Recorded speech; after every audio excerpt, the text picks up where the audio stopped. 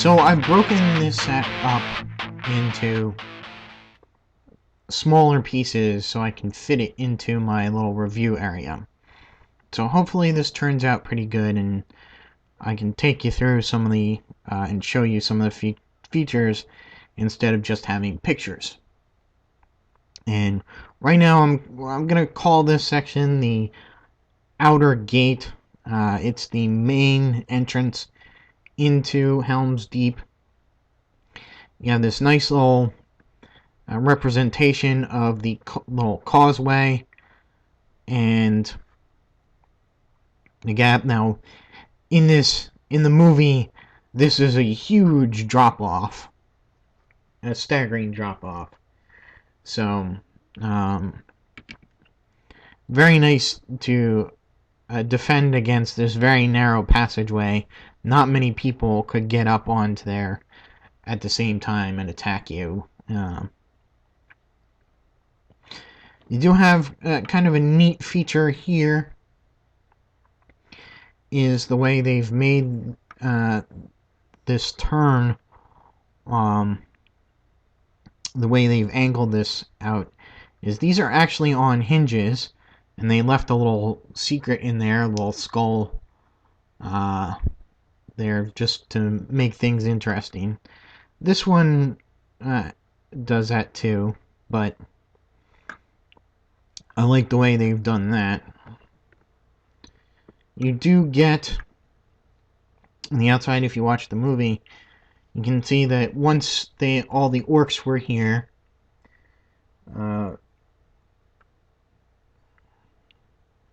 they actually started to knock down the front door, knock through the first door there. Aragorn and Gimli went through a little side door right here, and you had the scene where Gimli here goes, "You must trust me," and you can launch him out there, and you can see that he makes it over there, and then Aragorn can jump behind him, and they can fight off the people while the King Theoden and his troops fix the door on the other side. And then they, get to climb up to the top using ropes. Neat little gimmick there, I thought. You do have a couple of gimmicks at the top here. Here you have a little catapult that you can launch stuff with. Or these little flaps open up and you can push rocks down below onto the orcs there. And you do get 6 pieces of ammunition for it. And if you take a look at the back here, you can see the doors open up, and there's a little ramp there for Theoden when he gets ready to go out and meet the orcs there. He can have the doors open and he'll run through. You can also see down here the connecting points for the other bits and pieces. Now they are attached on to here, connected with little pieces of extra things. I'll try and demonstrate that to you with the piece that connects to here. And see, again, there's the connectors, and you just connect onto there, and then you peg it, you connect the thing at the top there, and that's how it stays on. Now on a flat surface, it stays on pretty well, but if it's uneven, you're gonna have a heck of a time there. So, and you're gonna need a really big space to store this, at least probably 20 by 20 inches. So there, you connect that there, and then you can secure it with that little top piece there, and you can see it looks a lot better. Now with this, this side would be the wall closest to the mountain, because Helm's Deep is really kind of built like halfway into the mountain, which is makes it such a great stronghold fortress. And now I just to talk about in general, since there's not much going on with this little section, I want to talk in general about the design of the pieces that fit into this.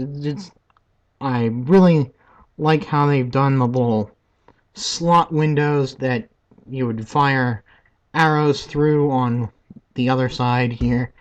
The battlements on the wall, very nice. We've got this very new piece of brick. It's got the actual brick shape into it, which would be very cool if they had this in red bricks. You could make a very actual brick-like structure. There are these little pieces of green scattered throughout. It does kind of break it. I guess it's made to look like you can make it look like moss or something that's grown on the side of the castle. It's just to spice it up, rather than just having a plain, dark gray castle. And I really like how they did the curves of the fortress, since they were pretty much doing straight pieces. They really had to come up with a way of doing a curved structure with flat bricks, and this is a nice way to do that, rather than just having huge, really curved molded pieces, because I've seen that happen with older Lego sets. And I actually like building these little panels that are on these joints that carry out a curved structure, instead of just having one piece that is already molded curved. And so that was nice. Now moving on to, I'm gonna call this the tower and culvert piece. Now this part is the flimsiest part of the whole build right here. I had a lot of trouble keeping this on in my review area before I broke it up into these smaller sections. And again, with this little piece right here, there's not much going on besides the actual design of it. There's no features or anything. So we're going to go ahead straight to the tower here. So the tower here has this nice little ladder, and it leads up to the horn of the Hornburg right here, and which is resonates very well because of the hollow that it's in, and it's supposed to be very inspiring to the troops within the Helm's Deep. And in the movie, it is Gimli who sounds it, but That was a little bit of a license there taken with the source material. That was okay. And if you notice the tower, you got some nice pieces here in the way that this was built. These, I don't know, what you would call them, these buttresses. I guess I really like how they did that. It's a neat little thing. I won't tell you how they do, but you think you're building something that's meant to go horizontal, and they switch it around, and it's actual vertical. And I really liked how they pulled that off. You saw there's a door from the lower portion that does open and close. And I think that's about it for the tower. Now, in the little culvert section here, of course, if you saw the movie and read the book, you know that Saruman creates a bomb, basically. He blows up the wall, allowing the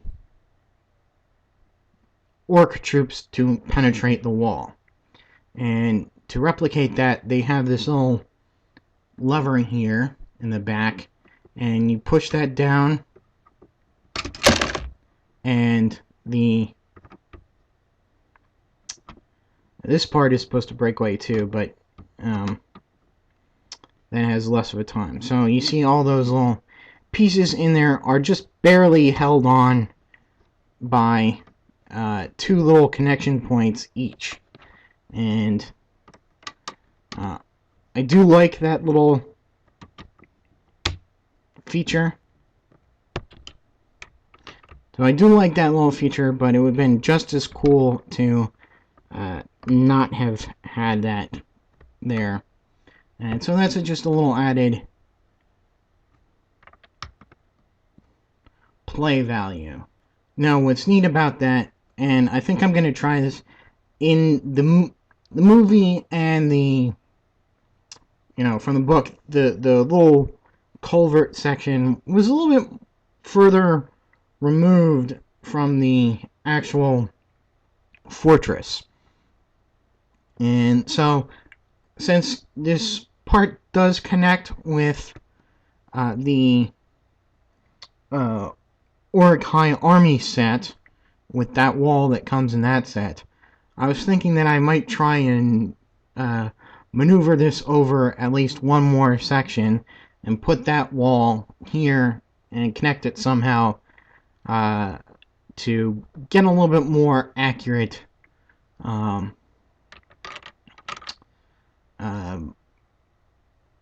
wall section there. And that is set 9471 if you're interested. Yeah, so we'll move on to the last section. Oh, before we do that, there's also a little ladder that you can see them, the Uruk-hai would hoist up like that, that will fit on any of the walls.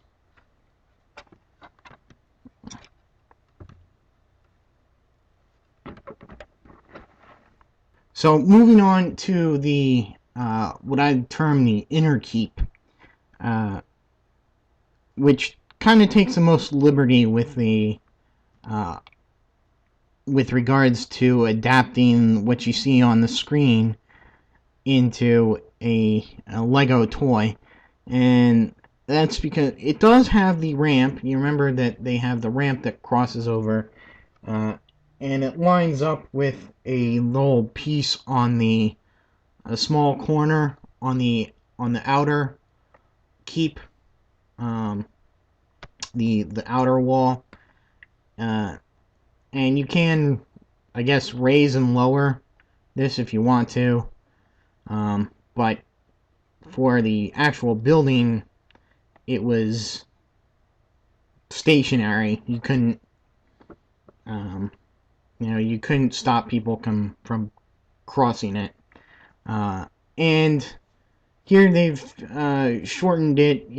If you saw the movie, you might remember this is kind of more like a courtyard here with more fortress built into the actual mountainside in the back, and that's where like the Great Hall and all the is like the last refuge was.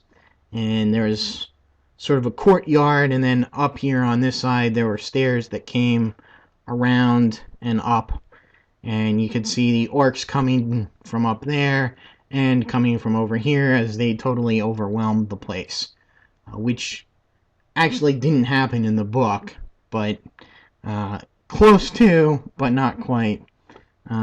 They never really got into the past the inner keep, I think.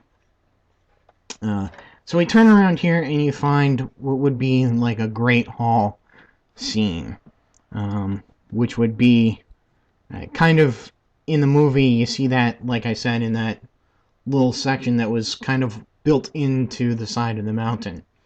And here they've, like I said, taken some liberty with that. And you get nice little mini builds here with the stools, the chair, the table, even the little weapons racks there. Very nice little things that you can adapt for, anything. If you're, want to have a, say in the cityscape, you can use different colors to make furniture like that. So I had a little bit of a rebuild after transporting this, and I actually put it together wrong. I thought I was missing pieces, but wasn't. And so if you notice that these have changed, that's why. I mean, the only other thing you can mention is the stickers that you have to apply to the little banner here and the back of the chair on the on the bottom there. So yeah, very nice. Not much going on in this section except for the accessories and the little mini build. So finally we'll get into the minifigs. And first we'll do Aragorn and Gimli. Now Aragorn here, he's got two faces, regular face, angry face. There, he's the same exact figure design as the Aragorn that comes on Weathertop. We got Gimli here. Again, same design as the one that comes in another, in the Moria, Mines of Moria. And he too has a double face. You can't tell with the beard on. So there's one face, and you can see he has an angry face there. But that's all kind of lost behind his massive beard piece, as you can tell. When you put the beard on and his helmet, all you can really see are the eyes. And that's it. And like I said, he's the exact same figure as the one that comes in the Mines of Moria set.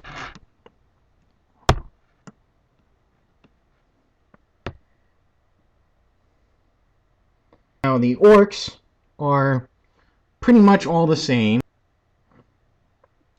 You get 3 guys in armor and 1 berserker orc without.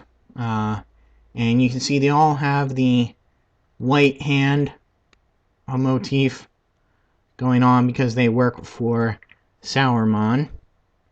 And you can tell this guy only has 1 face because he is wearing a helmet, if you can tell, but it is not It's just painted on. It's not, he doesn't get an actual helmet to put on him. These guys, two of them have swords. You do get another long sword like this, and you get 2 shields with them. They have helmets. You can take the helmets off, and they have one side plain, and the other side has a upside down white hand marking on there. And they of course all come with the chest armor. You can take that off, and they have printing on underneath and on the back there. So you can, let's put that back on, and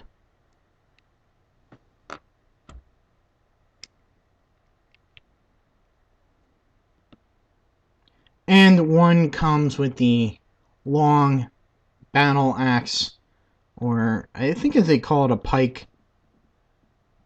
A halberd. Halberd is more descriptive of that.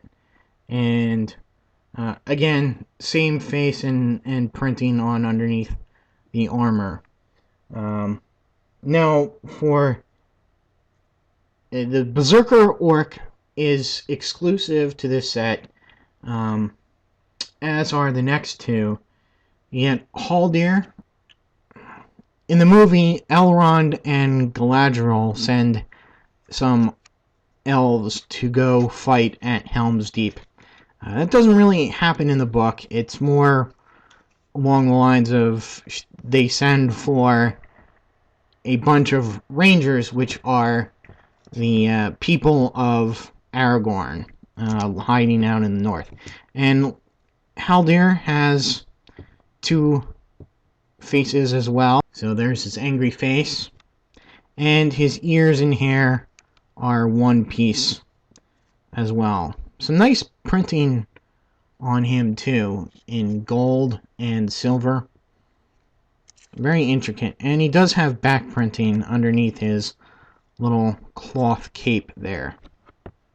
Also exclusive is King Theoden.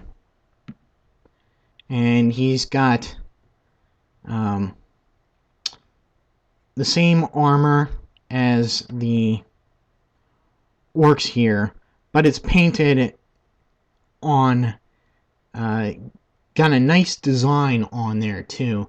You see the horse-themed crest on the helmet. It's something that is prevalent in the Rohan society, and he has 2 faces as well. There's his sort of devilish smile face, and he's got an angry face as well. And he comes with a shield, the same shield that Éomer comes with in the Uruk-hai army set. And of course he's got a sword. And you get printing on his legs as well. And he's even got some nice printing on his chest there, underneath the armor. So there are your minifigs. Yes, you can also count the horse here. The horse is the standard horse. You get a saddle and the pieces to make it look like he's bareback. And the head moves up and down. And something new that, the last time when I was a kid, the horses did have the neck movement, but something new this year is that all the horses can be articulated in the back to rear up and pose that way. So that's pretty cool. And so that's it. The piece de resistance in your Lord of the Rings Lego collection. It's very big. It's nice. It's got scene-specific gimmicks that I like, rather than just gimmicks for the sake of being gimmicky. You get lots of great figures. You know, if you connect this with the Orc High army, or maybe even one or two of them, you can get quite an army going of orcs. And you can really get that siege effect. And so I guess that'll be it. And hopefully we'll get more of these Lord of the Rings sets. And I know my mind is racing with the possibilities. Until next time, I'll see you.